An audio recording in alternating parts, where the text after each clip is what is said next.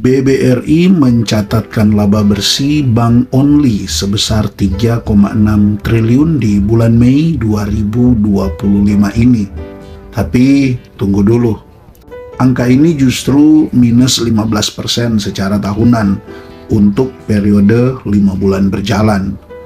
Apa sebenarnya yang terjadi di BBRI? Apakah ini bisa menjadi peluang beli ataukah sinyal untuk kita para investor BBRI lebih waspada lagi? Oke, mari kita mulai dari neraca keuangan alias balance sheet. Dari catatan balance sheet di sini, kreditnya tumbuh tapi belum maksimal. Per Mei 2025, total penyaluran kredit dan pembiayaan gross BBRI tumbuh ke level 1.240 triliun rupiah. Artinya ini naik 1% dibanding bulan April dan naik 5% dibanding tahun sebelumnya. Secara sekilas, ini ya boleh dibilang kabarnya baik. Kenaikan kredit biasanya kan menjadi motor utama pertumbuhan pendapatan bunga. Namun, jika kita bandingkan dengan target tahunan konsolidasi yang sebesar 7-9%, tentu capaian ini boleh dibilang masih di bawah ekspektasi. Total aset produktif atau total earning asset juga naik menjadi 1.753 triliun. Naiknya 1% secara month on month dan 3% secara year on year. Artinya mesin pendapatan bank masih bergerak, namun belum mencapai kecepatan yang diharapkan lah, seperti itu. Sementara itu dana pihak ketiga atau DPK sebagai sumber pendanaan utama bank naik menjadi 1.424 triliun, tumbuh 2% secara month on month dan 2% juga secara year on year. Ini menunjukkan bahwa kepercayaan nasabah masih tetap solid di BBRI. Jadi pertumbuhan kredit memang terjadi, tapi belum agresif lah. Untuk bisa mendekati target tahunan, BBRI perlu mempercepat penyaluran kredit di paruh kedua 2025. Ini akan sangat krusial untuk menopang pertumbuhan pendapatan bunga ke depan. Selanjutnya kita masuk ke bagian yang jadi perhatian paling penting bagi para investor, yaitu laporan laba rugi alias profit and loss. Nah, di poin ini untuk profit and loss, laba bersih turun. Non-interest income juga melemah. Dimana kalau kita lihat laba bersih bank only untuk BBRI pada bulan Mei 2025 tercatat 3,6 triliun, turun 11% secara bulanan dan 15% secara tahunan untuk periode 5 bulan berjalan di 2025 ini. Penurunan ini membuat pencapaian saat ini ya boleh dibilang cukup jauh lah dari ekspektasi konsensus yang hanya memperkirakan penurunan laba di kisaran 3% untuk full year. Berarti kan di sini targetnya masih cukup jauh ya untuk bisa mencapainya, di mana sekarang saja masih turun 15%, untuk mencapai 3% itu cukup jauh. Dan ya kita lihat sajalah di kuartal kedua seperti apa perjalanan BBRI. Kalau kita bedah lebih dalam, kita lihat dari net interest income-nya, ini mengalami penurunan yang ringan lah, hanya 1% secara year on year selama 5 bulan berjalan.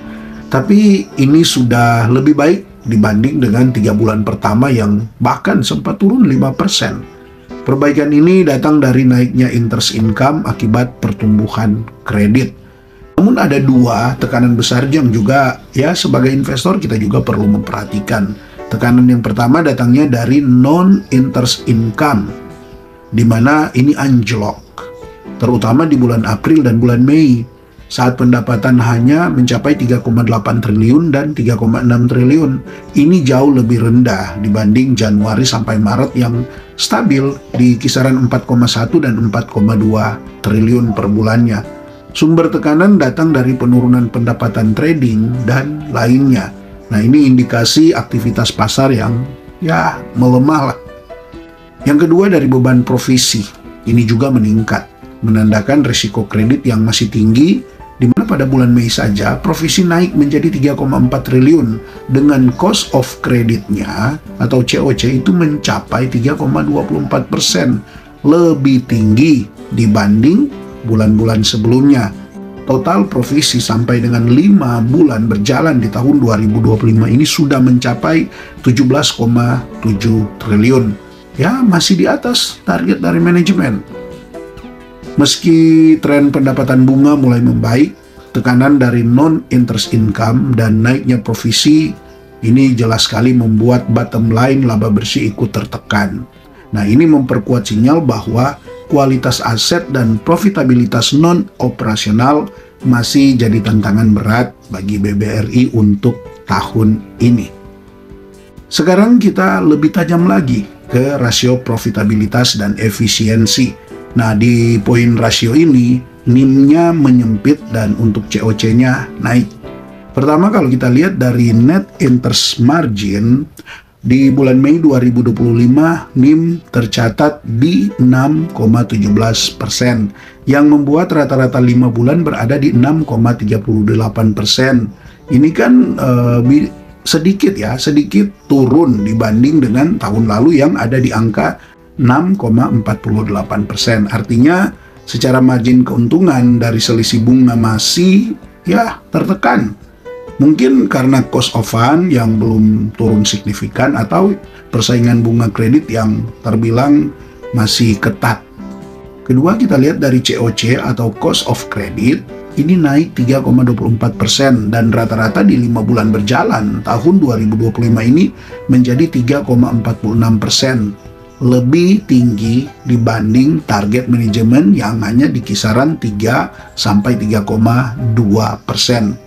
Kenaikan COC menunjukkan bahwa BBRI harus menyediakan lebih banyak dana cadangan untuk potensi kredit bermasalah. Untuk terakhir, kita lihat dari rasio kredit bermasalah atau NPL-nya, non-performing loan, masih relatif stabil di 2,8%. Ini flat dibanding bulan sebelumnya, tapi tetap harus dipantau jika tren provisi terus naik. Untuk gambarannya di poin rasio ini, BBRI masih menjaga kualitas kredit secara umum, tapi peningkatan biaya risiko, yaitu COC, dan penurunan NIM, jelas sekali mempersempit ruang untuk ekspansi margin. Maka dari itu, manajemen harus lebih selektif dan ekspansi kredit sambil tetaplah menjaga yang namanya efisiensi operasional. Mungkin jadi pertanyaan buat teman-teman, apakah ini sinyal beli ataukah justru sinyal jual? Boleh dibilang ya, sekalipun ini bukan rekomendasi karena kan semua keputusan kembali kepada Anda. Apakah Anda mau beli, apakah Anda mau tahan, ataupun Anda mau jual, semua kembali kepada Anda. Tapi dari catatan ini, tergambar bahwa saat ini lebih condong sebagai sinyal untuk hold, sambil bisa akumulasi bertahap. Ingat ya, akumulasi bertahap, bukan sinyal jual.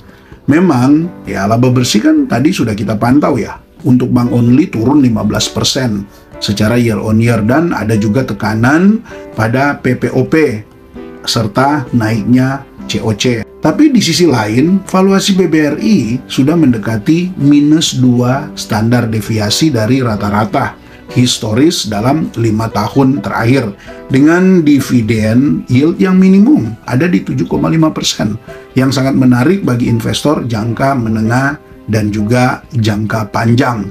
Jadi kalau berbicara sinyal, semua kembali kepada sobat investor, menyesuaikan dengan tujuan, menyesuaikan dengan strategi, dan menyesuaikan dengan kemampuan sobat investor menanggung resiko yang ada. Jelas sekali dari penjelasan ini bahwa ini cocok untuk Anda investor yang mau berinvestasi jangka menengah bahkan sampai jangka panjang. Nah, sekarang kita masuk pada strategi. Sekedar gambaran saja mungkin bisa bermanfaat buat sobat investor, tapi sekali lagi semua kembali kepada keputusan Anda sendiri. Pertama, strategi beli.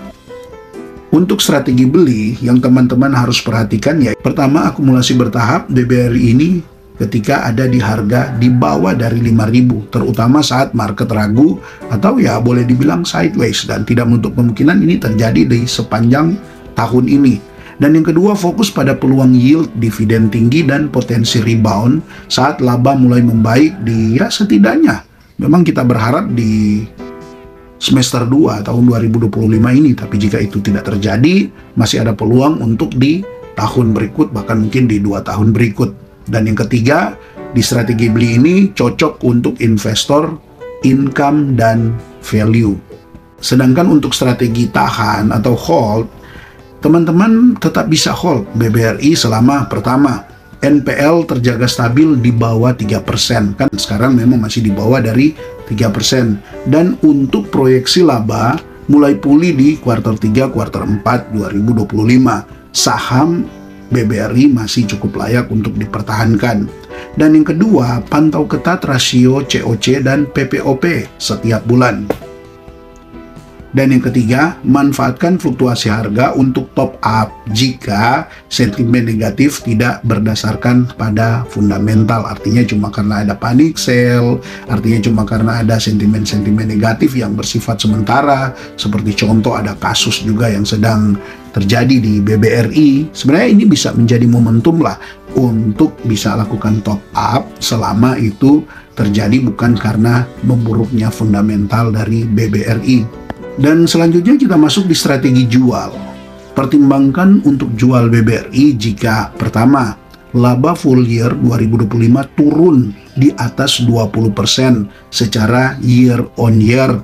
Artinya kan ini di bawah konsensus yang minus hanya 3%. Ketika konsensus analis memberikan targetnya hanya turun di kisaran 3%, namun pada kenyataannya laba BBRI itu bahkan turun sampai 20%, nah itu memang bisa jadi sinyal untuk BBRI ini mungkin ya dijual dulu karena potensi penurunan harga sahamnya akan bisa terus berlangsung.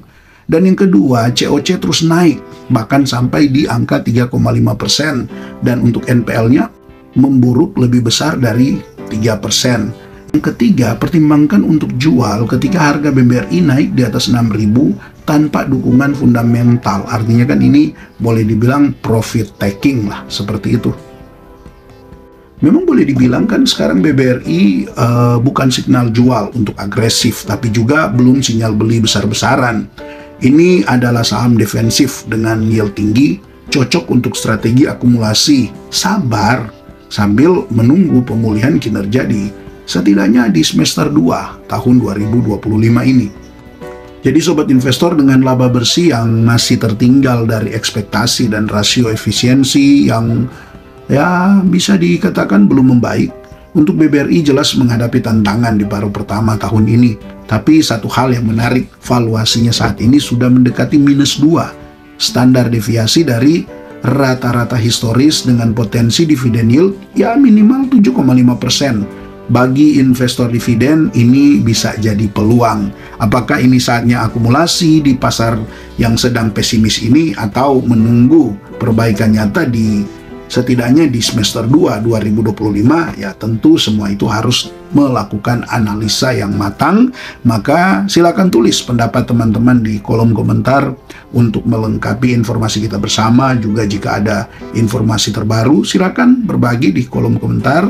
Dan terima kasih buat Anda yang sudah subscribe, juga sudah like, bahkan share video dari Jejak Saham. Tentunya terima kasih juga buat sobat investor yang sudah mendukung channel ini dengan memberikan super thanks juga berlangganan. Salam IHSG, investor harus selalu gembira.